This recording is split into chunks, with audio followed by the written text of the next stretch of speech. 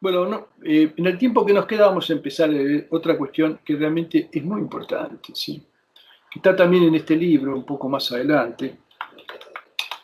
Acá está. Está como una especie de postdata ahí del libro. Y la pregunta es, ¿qué es la felicidad? ¿No? Esta es una pregunta que naturalmente nos estamos haciendo todo el tiempo. En el fondo estamos buscando la felicidad, ¿no? O sea, concretamente es así. El ser humano busca la felicidad. El problema es que no sabe exactamente qué es la felicidad y la confunde con otras cosas. Y acá realmente está muy bien explicado esto, ¿sí? Muy bien explicado la cuestión esta de la felicidad. Comenzamos observando que el objetivo de la religión es fundamentalmente ayudar a las personas moral y espiritualmente. Señalamos que Islam significa volverse hacia uno mismo, someterse, entregarse. Este es el sentido de la palabra Islam, ¿sí? Y el sentido de la religión en general. Y resumimos la función de la religión del Islam como una oferta de perdón y un plan para la salvación. Ahora bien, salvación significa felicidad en la otra vida, pero también vimos cuán exigente y agotadora puede ser la religión. Entonces, todo ese esfuerzo espiritual que requiere la salvación, ¿hace feliz a la gente en esta vida o los hace desdichados y pone la felicidad en espera? O sea, lo que diríamos hoy en stand-by. ¿No? La religión y el Islam en particular, con todos sus haz esto y no hagas esto, hacen la vida en este mundo insoportable para que la promesa del otro mundo sea agradable. En síntesis, ¿es la felicidad algo para el otro mundo o es también para este mundo? Se dan cuenta que este planteo es un planteo muy importante el que está haciendo, ¿no? Porque muchas concepciones de la religión en mucha gente es una, inclusive, a veces en importantes tratados y tratadistas y demás, está un poco esta idea, ¿no? Como que la felicidad es algo que solamente está del otro lado. Y de este lado, este es un valle de lágrimas, ¿sí? Y en realidad, esa concepción de este mundo como valle de lágrimas no es una concepción que esté en el Islam. El Islam define a este mundo como otra cosa, lo define como un goce permanente, como una felicidad, pero transitoria, en todo caso, si uno la consigue. Pero no lo, digamos, descalifica totalmente. ¿No? Bueno, vamos a ver cómo responde entonces a esta cuestión. ¿Felicidad o desdicha? Claramente las religiones han causado mucha desdicha en este mundo. Y desgraciadamente esto resulta obvio viendo las noticias cotidianas. Sin embargo, si todo lo que hicieron las religiones fue convertir a la gente en desdichada en este mundo, prometiéndoles la felicidad en la otra vida, no habría muchas religiones exitosas o duraderas en el tiempo. Solo unas pocas personas fuertes y resistentes seguirían realmente una religión, pero este no es el caso. Como señalamos al principio, a pesar del advenimiento de la ciencia y del mundo moderno, el 85% de la población mundial pertenece a una religión. Por lo tanto, las religiones deben hacer felices a las personas y a las sociedades en términos generales, o al menos no las hacen intolerablemente desdichadas. Esto es verdad para el Islam, y de hecho Dios le dice al profeta en el Corán, Taha, ma anzalnaka al-Qur'an litashqa. No te hemos revelado el Corán para que seas desgraciado, o sea, para que sufras. ¿No? Es decir, el Corán viene para la felicidad, y no solamente para la felicidad en el más allá, ¿no? También para guiarnos al grado de felicidad que es posible en esta vida. Es un concepto muy importante y que, digamos, tenemos que tenerlo presente cuando examinamos la cuestión de la religión así en general, ¿no? Más allá del Islam. Definiendo la felicidad. Todos comprendemos vagamente lo que significa la palabra felicidad. Pero sin embargo, como vimos con justicia en un capítulo anterior, que por ahí algún día lo leemos, y aparte conviene volver sobre ciertas ideas cuando están bien expresadas para afirmarlas y recordarlas. Bueno, pero sin embargo, como vimos con la cuestión de la justicia, para encontrar la felicidad, o sea, para que podamos experimentarla realmente, necesitamos saber exactamente qué es. ¿Sí? Y para saber algo, como dice Sócrates en el Fedro de Platón, necesitamos aprender cómo definirlo, dividiéndolo hasta que lleguemos a algo indivisible. Y entonces, esto es una cita del Fedro, ¿no? Y entonces podremos verlo al derecho y al revés simultáneamente, como dice Platón en el Cratilo. ¿Alguien leyó a Platón? ¿Leyeron los diálogos de Platón? Sí. ¿Algunos de ellos? Sí. Bueno, el Cratilo es el diálogo que trata sobre el tema de la palabra, el significado, el nombre, ¿no? Yo me acuerdo así, cosas muy, muy puntuales, pero hay unos versos de Borges que empiezan, que se refieren en realidad al golem, ¿sí? El golem, que es esa especie de ser humano artificial que se ha planteado en la tradición de la mística judía como una especie de mito, ¿no? Y que tiene que ver con, o se relaciona con lo que en el Islam o en el sufismo se llama el nombre supremo de Dios.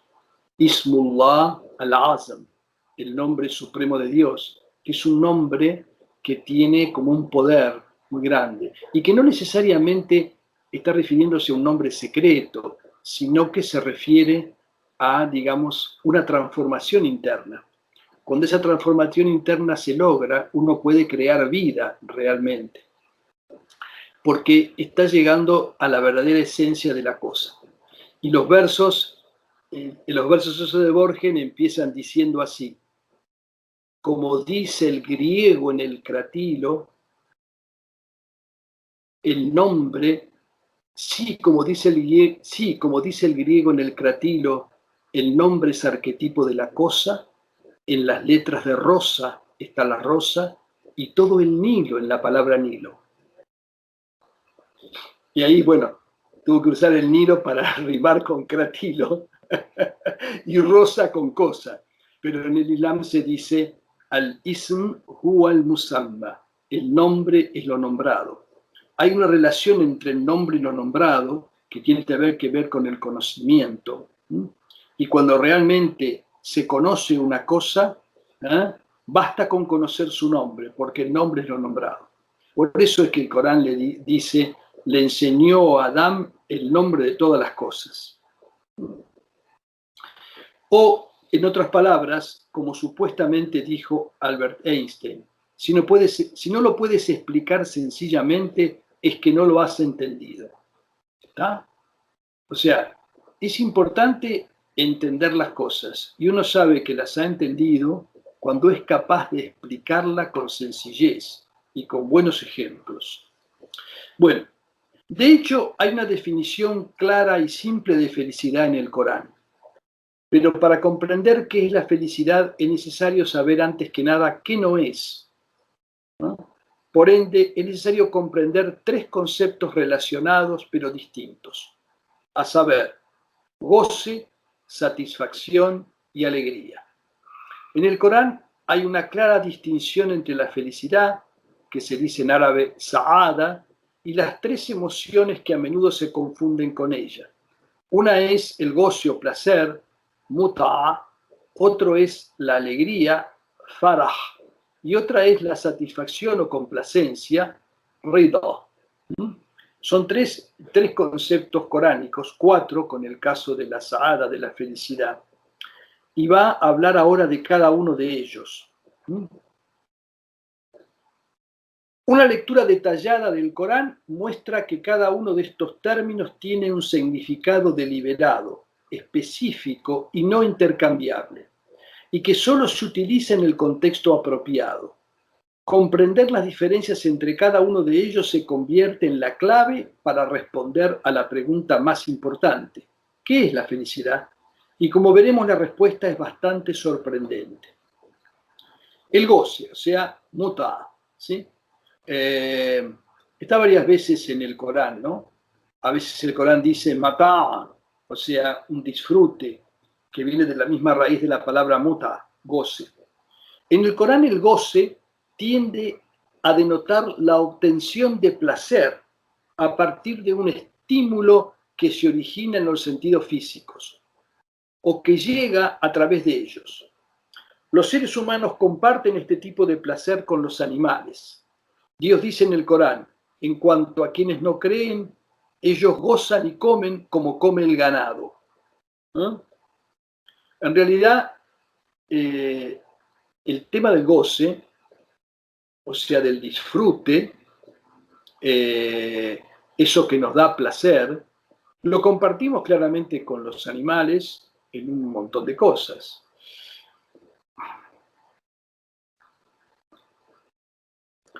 Aunque sea intenso, el problema con este tipo de placer es que es efímero, porque por encima de todo el cuerpo y la vida mundana en sí misma es breve.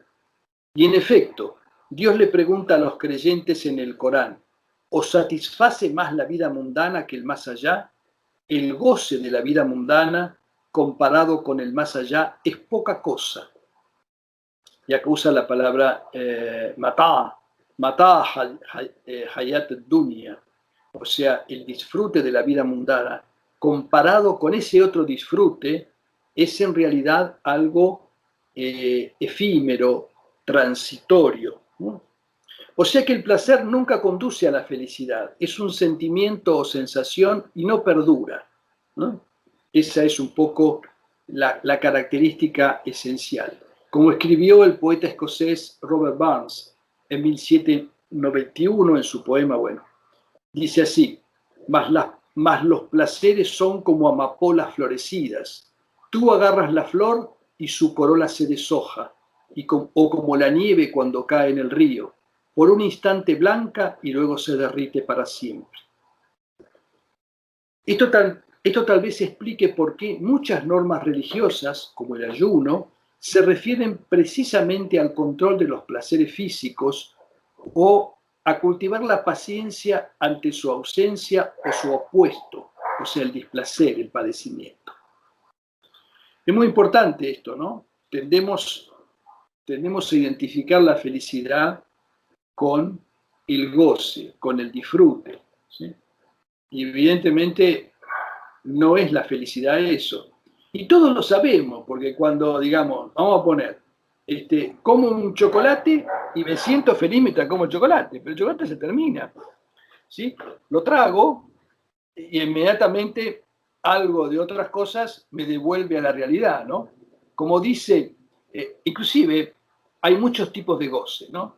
O sea, el goce de comer, el goce de la relación sexual, por ejemplo, son bien físicos y bien concretos, ¿sí? También hay un goce en ir al baño a veces, porque uno se libera de una necesidad que lo está acuciando, ¿no? Pero hay otros goces también sensuales que son un poco más sutiles, ¿no? Por ejemplo, qué sé yo, la música, ¿no? Y uno puede escuchar una pieza musical y disfrutar, ¿sí? Pero la pieza musical termina y ese goce que suscita también termina, ¿no? Salvo en algunos casos en los cuales alguna música, ¿no?, está tocando algo más allá de lo sensual. La característica del matá o de la muta es que es una sensación, ¿no? O sea, tiene que ver fundamentalmente con los sentidos. Bueno, alhamdulillah, vamos a seguir la vez que viene con esto, inshallah. Estábamos leyendo la vez pasada esta cuestión de la felicidad, ¿sí? Esta cuestión de la felicidad que empezamos a leer, voy a ponerla de vuelta, que está muy interesante esto.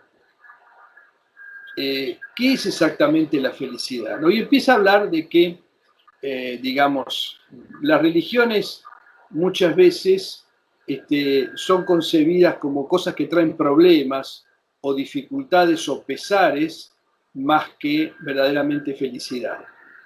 O discute el hecho de que pareciera, en algunos casos en la religión, que la felicidad es una cosa que se posterga para la otra vida, ¿no? Por eso inclusive a menudo decimos pasó a mejor vida, porque suponemos que en esta, digamos, no hay lugar para la felicidad y que la felicidad solamente existe en el otro mundo o en la otra vida para los creyentes. Pero bueno, él discute, bueno, eso no es así, y se propone definir exactamente la felicidad. Que no, es una cosa difícil de definir el tema de la felicidad, ¿no? O sea, no es una cuestión sencilla. Si uno le pregunta a distintas personas, nos van a salir con respuestas inclusive muy disímiles unas de otras. Cada uno me va a decir algo diferente. Lo importante entonces es tener una buena definición. Y lo que va a hacer acá va a definir o se va a concentrar en cuatro términos que son coránicos y que a través de los cuales va a tratar de encontrar el sentido, el verdadero sentido de la felicidad, ¿sí?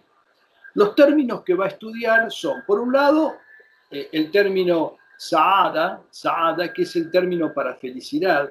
El Corán habla de Sa'id o Suadá, o sea, los felices. Después está el término goce, ¿sí? O placer, que se dice en árabe muta'a y también mata'a, ¿eh? Está en el Corán varias veces. Después habla del término farah, que sería lo más próximo a alegría, y está citado en ese Corán, en el Corán, digamos, en diversos lugares. Y por último, hay una palabra que es rida, que quiere decir satisfacción o complacencia, un contentamiento, etc. Y dice que una lectura detallada del Corán muestra que cada uno de estos términos tiene un significado deliberado, específico y no intercambiable, que no son, estas cuatro cosas no son lo mismo, no está designando lo mismo, y que solo se utilizan en el contexto apropiado que corresponde. Bueno, y digamos, entender las diferencias entre estos distintos términos es clave para responder al interrogante este, o sea, ¿qué es la felicidad? La primera cuestión es el tema de la muta o del matá, que es el goce. El goce es obtener un placer a partir de un estímulo que se origina en los sentidos físicos o que llega a través de ellos. Los seres humanos comparten este tipo de placer con los animales. Dice el Corán, en cuanto a quienes no creen, ellos gozan y comen como come el ganado, ¿no? Él no lo cita acá, pero hay otros lugares, del Corán donde usa la palabra matá, que quiere decir el goce de la vida mundanal. Y dice que es un goce que tiene un fin. Bueno, todos sabemos lo que es esto, ¿no? Por ejemplo, yo ayer me comí un plato con unos agnolotis de ricota y qué sé yo, y bueno, fue un goce. Lo estaba esperando la pasta. Finalmente llegó y bueno, duró lo que dura comerse la pasta y después un poco el recuerdo, pero no queda más que el recuerdo. O sea, el goce es un placer limitado, ¿sí? Lo que tiene es esto, aunque sea intenso, el problema con este tipo de placer es que es efímero, porque por encima de todo el cuerpo y la vida mundana en sí misma es breve. En efecto, Dios le pregunta a los creyentes en el Corán, ¿os satisface más la vida mundana que el más allá? El goce de la vida mundana, matá, hayatud dunya, dice el Corán, y ahí la palabra matá, igual que mutá, significa lo mismo, comparado con el más allá es poca cosa. O sea que el placer no conduce a la felicidad. En todo caso, el placer es una felicidad pequeñita, es como una especie de estado que tiene que ver con satisfacer cierto goce. Es un sentimiento o sensación y no perdura, como escribió el poeta escocés Robert Burns en 1791 en su poema, bueno, no sé cómo se pronuncia, ¿no? Y lo que dice el poema es muy claro, los placeres son como amapolas florecidas. Vos agarrás una de esas amapolas y la corola, o sea, se deshoja, ¿sí? O es como la nieve cuando cae en el río, por un instante blanca y luego se derrite para siempre. Lo efímero de los goces de los sentidos. Y acá pone esto, que es muy cierto, porque hay mucha gente que está muy enganchada con el goce de los sentidos, ¿sí? Hay una parte en nosotros muy animal que tiende a eso. Tenemos un placer en comer, ¿no? Por ejemplo, o en las relaciones sexuales. Son placeres muy, muy básicos. Nos generan algún tipo de apego. De alguna manera el ayuno, ¿sí? La abstinencia de eso, es una manera de mostrarnos que podemos tener un control sobre eso. Pero bueno, claramente este goce no es la felicidad. Después estamos en el tema de la alegría.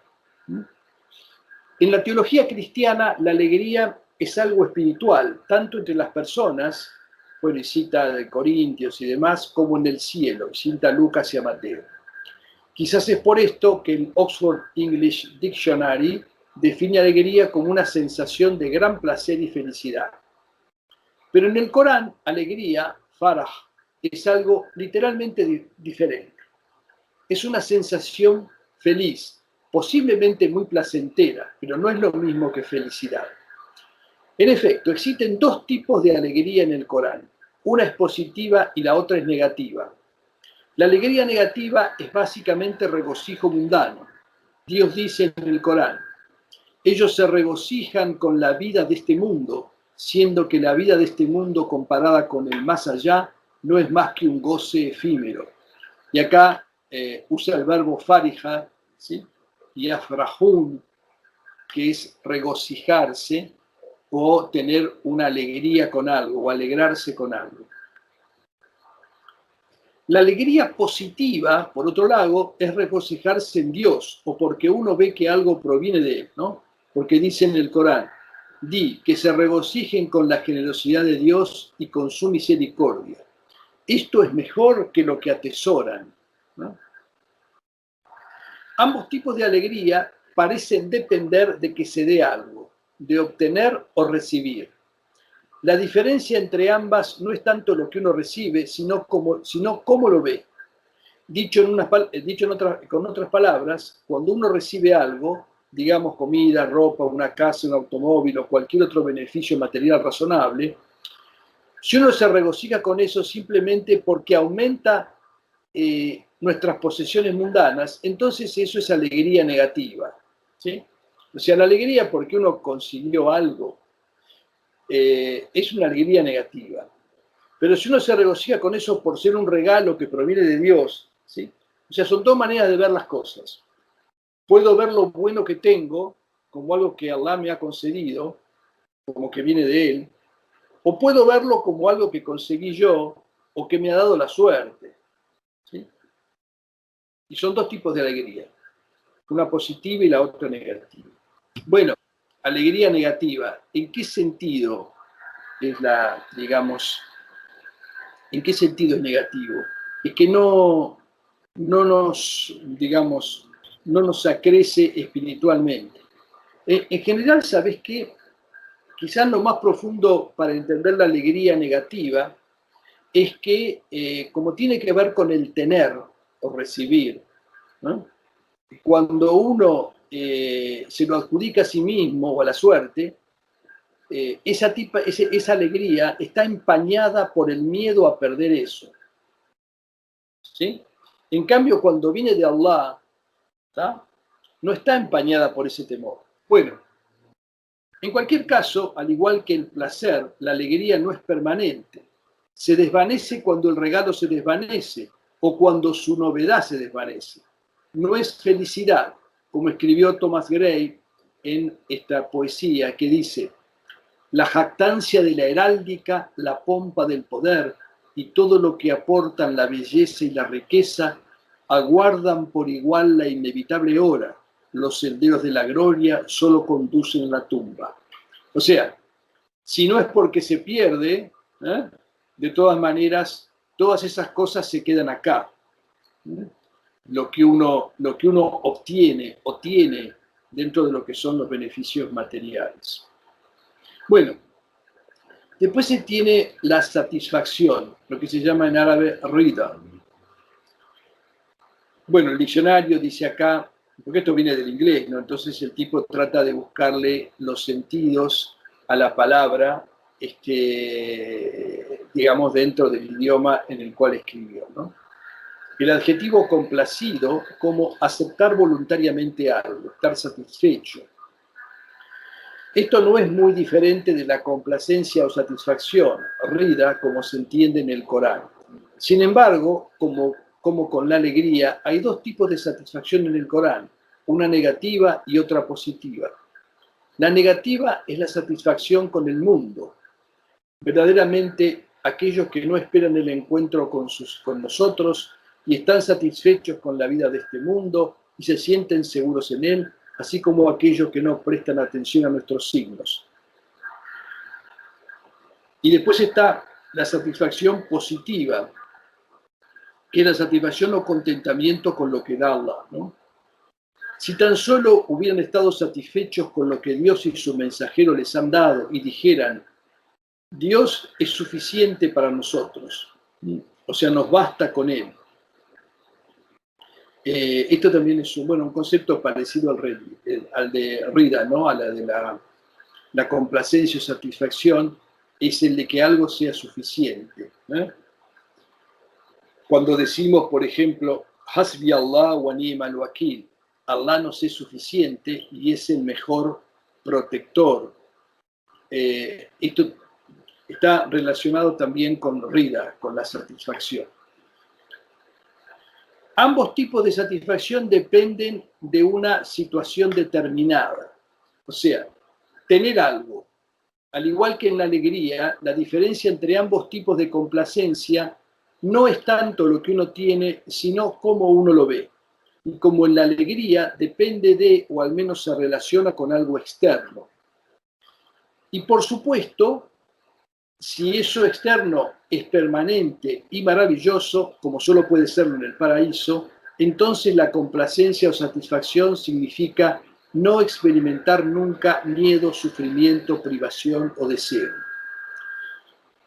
Dios le dice a los bienaventurados: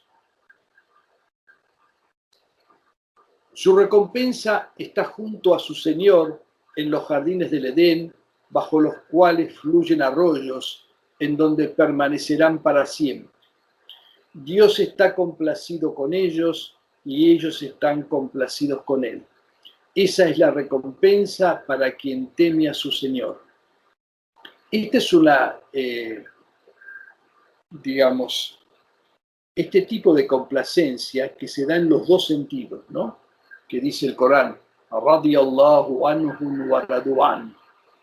O sea, es una complacencia de Dios con los siervos y de los siervos con Él, ¿no? Eso tiene un nombre específico también, se llama Ridwan, la complacencia de Allah. Bueno, pero esto todavía no hace que la complacencia o satisfacción sea exactamente lo mismo que la felicidad. La satisfacción sigue siendo algo más contingente y quizás también más pasivo. O sea, uno está satisfecho con algo que tiene. Es como una especie, por eso dice que es algo pasivo y no algo activo. No algo que proviene de nuestra acción, sino algo, una especie digamos, de goce que uno tiene. Por eso el sentido de pasivo. Y el sentido de lo contingente es porque tiene que ver con algo de alguna manera agregado a nosotros.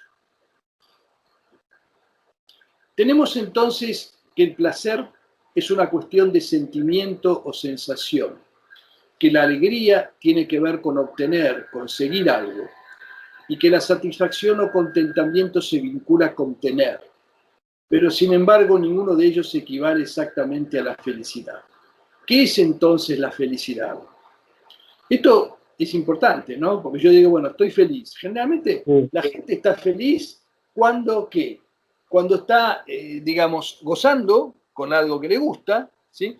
Cuando ha obtenido o conseguido algo que procuraba, o cuando tiene, ¿sí? Cuando tiene las cosas, las tiene consigo, las considera propias. Eso son, normalmente si uno le pregunta a la gente, la felicidad tiene que ver con todo esto.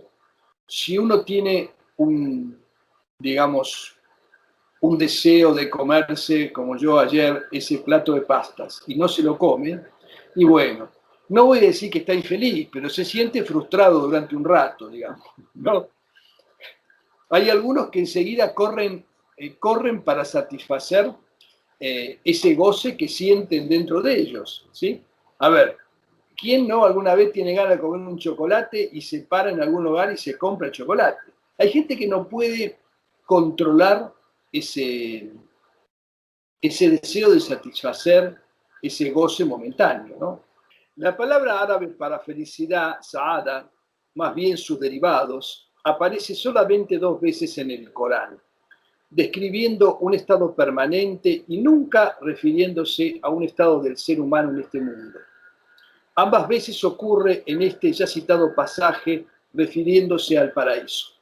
Y dice así: vendrá un día en que ningún alma hablará excepto con su permiso. Algunos de ellos serán desdichados y otros felices. Los desdichados estarán en el fuego, suspirando y gimiendo. Permanecerán allí mientras duren los cielos y la tierra, salvo lo que quiera tu Señor. Por cierto que tu Señor hace lo que Él quiere. En cuanto a los que son felices, ¿eh? Ellos estarán en el paraíso y permanecerán allí mientras duren los cielos y la tierra, salvo lo que quiera tu Señor, como una dación ininterrumpida. Esto todavía nos deja con 2 grandes preguntas. ¿Qué es la felicidad? Y la otra pregunta es, ¿podemos experimentarlas alguna vez aquí, en este mundo? La respuesta a ambas preguntas también se encuentra en este pasaje. Primero debemos notar que la felicidad aquí está asociada con la dación ininterrumpida. Dación ininterrumpida significa dar constantemente, dar, ¿sí? No recibir, sino dar. Fíjense que las 3 cosas que mencionó antes, todas están centradas en uno. Acá parece que no está centrado en uno, tiene que ver con dar. Así lo va a interpretar este pasaje del Corán. La palabra para dar, dación, es ata, junto con sus derivados. Solo aparece 14 veces en el Corán, pero en ningún otro lugar, salvo en este, se habla de dar ininterrumpidamente.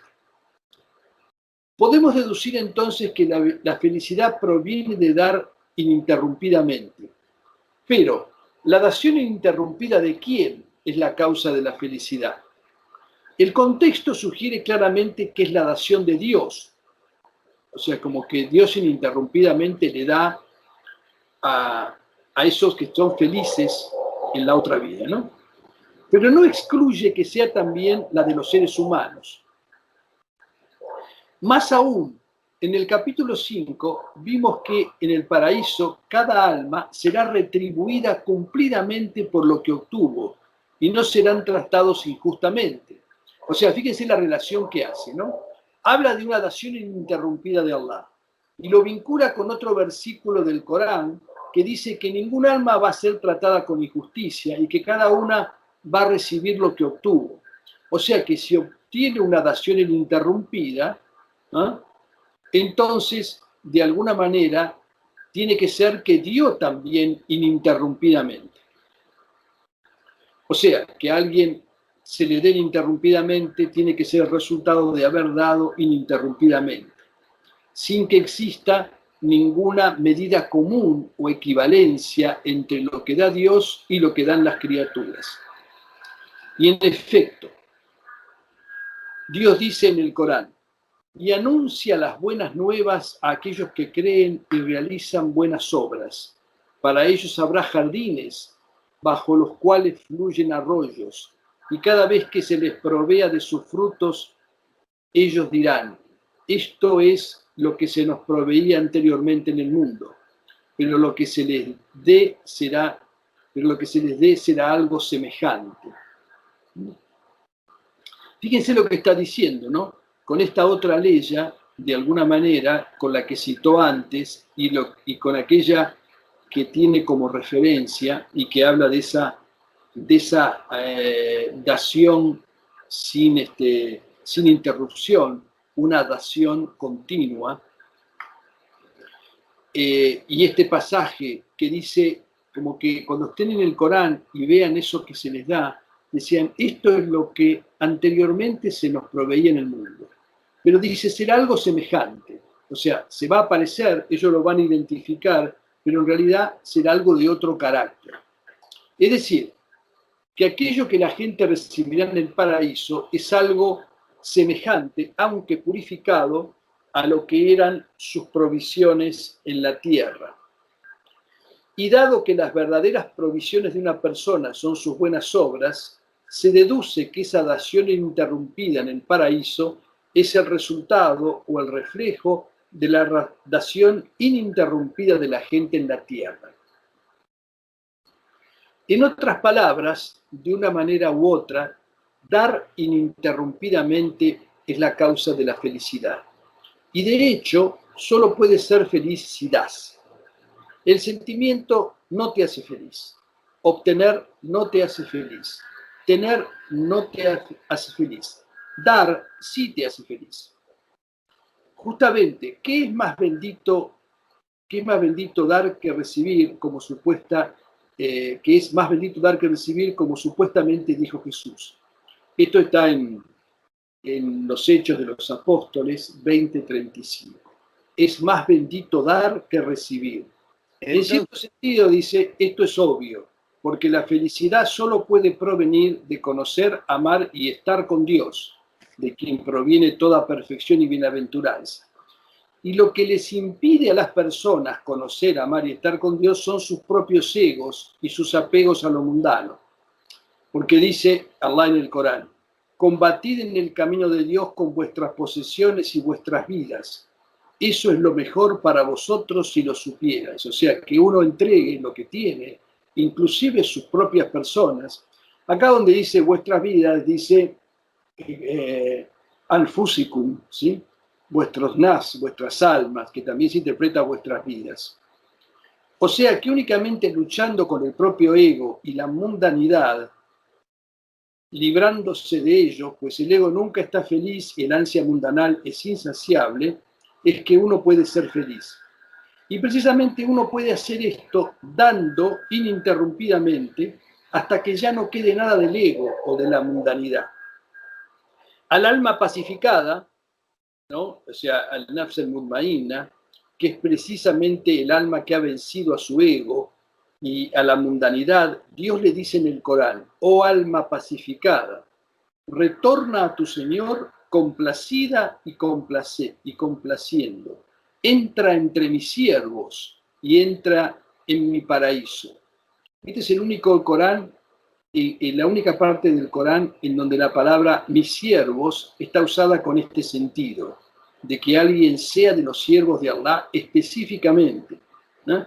Porque en el resto de los usos del Corán, la palabra ibadi, siervos míos, está dentro de un rango mucho más amplio. Acá está usado con una cuestión muy específica, como una especie de categoría espiritual, la de la servidumbre. Esto nos lleva luego a preguntarnos si podemos ser realmente felices en esta vida o es que solo se puede encontrar la felicidad en el paraíso. Ahora bien, la felicidad requiere que el acto de dar sea ininterrumpido. O sea que somos felices siempre que y en la medida que sigamos dando de la manera en que podamos. Esto se puede hacer activamente a través de pequeños actos de donación constantes.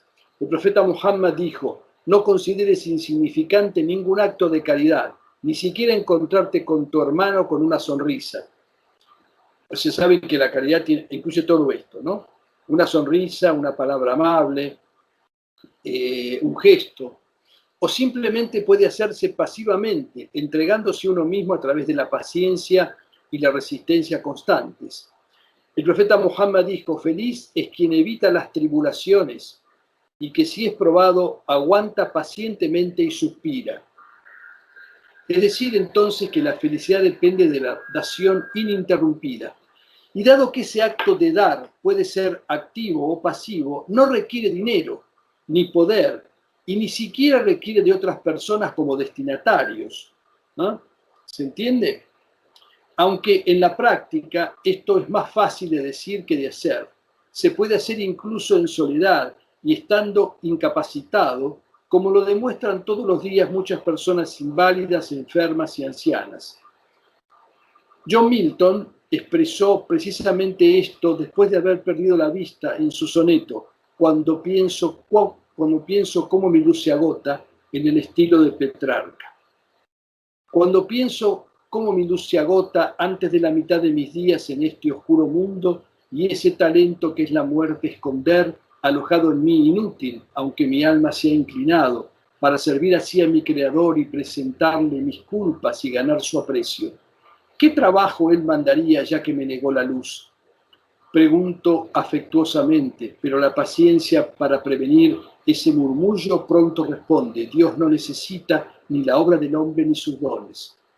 Quienes mejor soporten su leve yugo, mejor le sirven. Su mandato es noble. Miles se apresuran a su llamada y recorren tierra y mar sin descanso. Pero también le sirven quienes solo están de pie y esperan. En el capítulo 3 identificamos el amor como dar el alma. ¿Es el amor entonces el que te hace feliz cuando das? ¿El amor te hace feliz? La respuesta es sí y no. El amor puede hacerte bastante desgraciado, como todo amante sabe, cuando el amado está ausente o es al menos percibido como ausente. No es entonces el amor como tal lo que te hace feliz, ni incluso el ser amado, si amas a otro que Dios, sino dar el alma al amar, ¿sí? O sea que el secreto de la felicidad en el amor es entregar el alma. E incluso entonces esa entrega de uno mismo debe ser ininterrumpida. Esta es quizás la razón por la cual el Corán no menciona específicamente la felicidad en este mundo. En el paraíso, por supuesto, esto es posible si uno ama a Dios. Esto se conoce como bienaventuranza, ridwan en árabe. Es estar para siempre con la persona amada y es el tipo supremo de felicidad. En ella uno se ha entregado a sí mismo totalmente y esto nunca se interrumpe. Y el amado nunca está ausente ni se percibe como ausente. Es un estado del ser. El profeta Muhammad ﷺ describió esto de la siguiente manera. Dios le dirá a la gente del paraíso: gente del paraíso, ellos dirán: henos aquí, Señor, a tu servicio para lo que gustes. Todo el bien está en tus manos.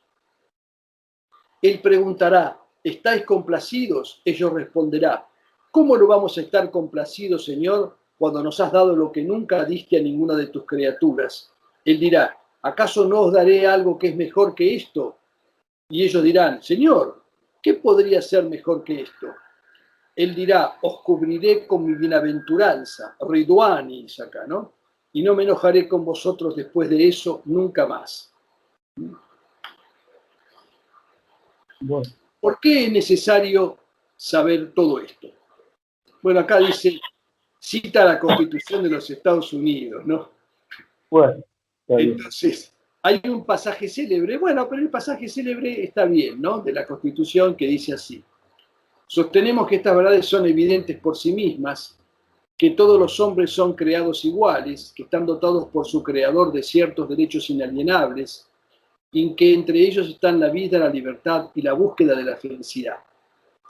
Desde entonces, y sin duda desde entonces, las personas, incluidos los musulmanes, han asumido abiertamente que es bastante natural, si no encomiable, esforzarse por ser feliz. Muchas personas pasan toda su vida persiguiendo la felicidad. y muchas también están buscando en los lugares equivocados. Como dijimos, es necesario saber exactamente qué es la felicidad para poder encontrarla. En este sentido, las definiciones precisas son como mapas, te ayudan a encontrar tu camino. De lo contrario, podrías desperdiciar tu vida buscándola y siendo siempre infeliz. En realidad, pocas personas pueden definir la felicidad. Aun cuando la gente ha estado reflexionando y discutiendo seriamente sobre ella, al menos desde el diálogo de Platón sobre la felicidad, el Gorgias, en ese diálogo el personaje de Sócrates dice, ¿no? Bueno, y acá cita una serie de cuestiones, ¿no? Digo que la persona admirable y buena, hombre o mujer, es feliz, pero aquel que es injusto y perverso es desgraciado. O sea que viene de la virtud la felicidad. La felicidad evidentemente no es una cuestión de deshacerse del mal, es más bien una cuestión de no adquirirlo en absoluto. El hombre más feliz entonces es el que no tiene maldad en su alma y en segundo lugar, supongo, es el hombre que se libra de la maldad. El hombre bueno hace bien y admirablemente lo que sea que haga. Acá tiene que ver con el ihsán, ¿no? Y que el hombre que hace el bien es bendecido y feliz, mientras que el hombre corrupto, el que hace el mal, es desgraciado. Una persona que quiere ser feliz debe, evidentemente, perseguir y practicar el autocontrol. Cada uno de nosotros debe vivir de la falta de disciplina tan rápido como sus pies lo lleven. Esto, dice, no contradice la idea de la felicidad como dación ininterrumpida, pero tampoco proporciona una definición de la felicidad como tal. Y si bien es importante saber que las pasiones, los bienes materiales y las acciones egoístas nunca conducen a la felicidad, tal vez sea aún más importante saber que la felicidad es algo simple, por no decir fácil. Es solo cuestión de dar todo lo que podamos, de alguna manera, a alguien o algo que lo necesite. Esto significa no tan solo dinero y cosas materiales, sino tiempo, energía, conocimiento y cuidado. En síntesis, darte a ti mismo, dar tu yo, tu ego, ¿sí? Todos pueden hacer esto en cierta medida, como bien escribió en esta poesía que cita acá, ¿no? Dormí y soñé que la vida era belleza, desperté y encontré que la vida era deber. ¿Fue entonces tu sueño una mentira sombría? Esfuérzate, triste corazón, con valentía, y verás que tu sueño se convertirá en verdad y luz del mediodía para ti. Las madres, los que cuidan personas, los trabajadores humanitarios y los maestros lo saben bien. A menudo se trata de las personas más felices porque se agotan dando todo de sí. Los amantes también lo sienten. El amor les brinda atisbo de felicidad. Las personas empleadas en un trabajo en el que se sienten productivas también aprecian esto. Se ofrendan a sí mismas en su trabajo y esto conduce a la satisfacción laboral, que es también un rayo de felicidad. De hecho, cualquiera que se dé a sí mismo o a su tiempo de una manera desinteresada, no egoísta, experimentará algo de felicidad. Para ellos, ser capaces de definir la felicidad solo puede ayudar a reforzar lo que ya saben y hacen. Y seguramente no hay enseñanza moral más hermosa que esta, que la felicidad como el amor es dar, no tomar. Dice Dios en el Corán refiriéndose a las buenas personas. Y ellos dan de la comida de la que quieren para sí mismo al necesitado, al huérfano y al prisionero, diciendo, solo os alimentamos por agradar a Dios, no deseamos ninguna recompensa de vosotros ni ningún agradecimiento. Tan lindo. Y con esto termina. Y bueno, y nosotros podemos ver muchos ejemplos, ¿sí?